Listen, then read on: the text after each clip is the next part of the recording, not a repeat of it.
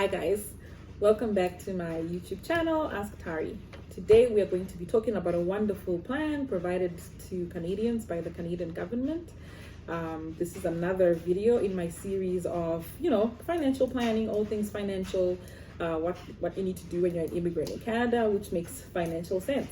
So the Registered Retirement Savings Plan, that's what RRSP stands for. This account was created in 1957 to simply help Canadians save for retirement.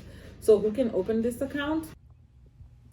You are eligible to open an RRSP if you're a Canadian resident for tax purposes and file income taxes in Canada, and you're 71 years old or under.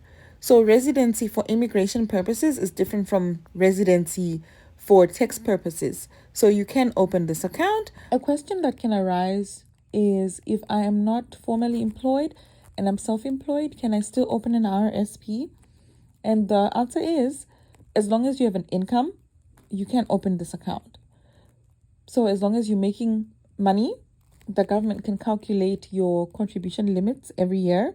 So you would be able to contribute to the RRSP. So don't be discouraged if you are not working in a company. That is why this account was created. It was created for you. So you can open it, you can still save for your retirement. You don't need to be working for anyone. You don't need to have a company pension plan for you to invest in an RRSP. Even if you have a company pension plan with your company, like a company savings plan, you can still open an RRSP. Nothing stops you, right? This is your gift from the government. So basically how this works is that you get a tax break from the government. For example, if your tax rate is 40% and you contribute $1,000 to your RRSP, you're going to get $400 back. That's a tax refund for you.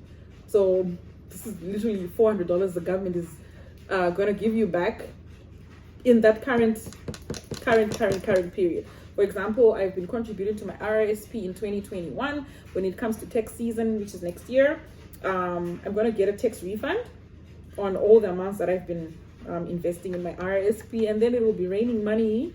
But there is a catch. You need to know that you will still need to pay taxes when you retire after 65, when you're now taking that money out.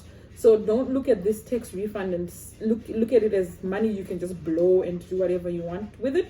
Of course, you can do whatever you want with it, but it sounds financially sound for you to reinvest that money so that you can make more money, so that when you are now paying your tax in the future, when you're now a retired old person, it doesn't hurt you as much. So I really feel like this account, it makes a lot of financial sense. I love it. So what's the contribution limit? So you contribute 18% of your income. There are penalties for over contributing, but they do allow you to exceed your contribution limit by $2,000. So you've contributed your 18%. Then you put an extra $2,000. They won't fine you.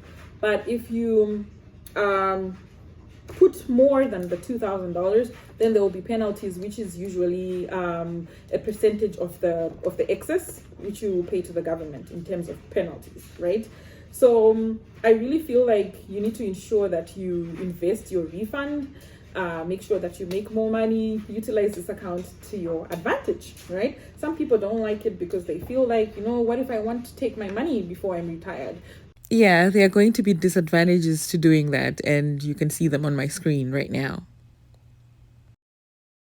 Some people might not like the RRSP. Some people feel like it's not the best, but I still like it.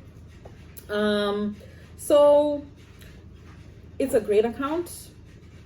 It's a really, really great account, but make sure you don't put all your eggs in one basket. Simple. There are many other plans you can take advantage of. We've got TFSAs, which is a tax-free savings account.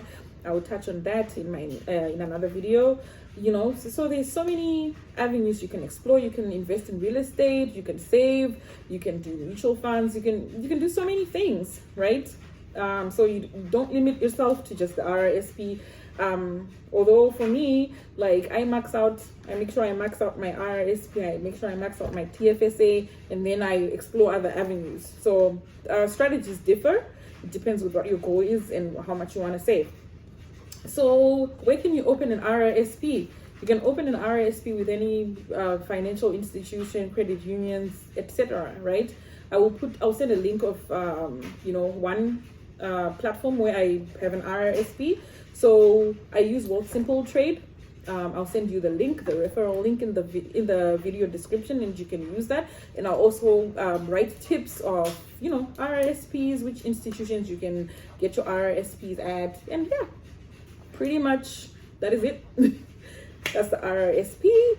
When I first moved to Canada, I would see, and you know, I tried to read about it. I would see there's an RRSP, there's a TFSA, there's so many plans available in Canada.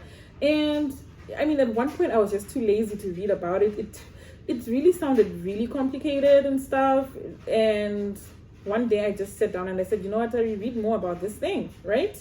Because I was thinking I don't really need a retirement plan because I've got a company retirement plan. So why should I even be looking at this?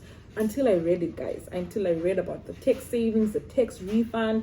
And I was like, let me jump onto this thing. So I don't know. If you didn't know, now you know. There's an account code, an RRSP. So if you're a newly landed immigrant and you had not thought about it, or you don't have a retirement plan with a company, or you're self-employed, I hope this video was useful to you. Get on thinking about these things. Think about your future. Think about your children's future. Think about, you know, yeah, planning for your retirement. So if you like this video, please like, share, and please subscribe to my channel. Thank you for viewing the video, and I'll see you next time. Bye-bye.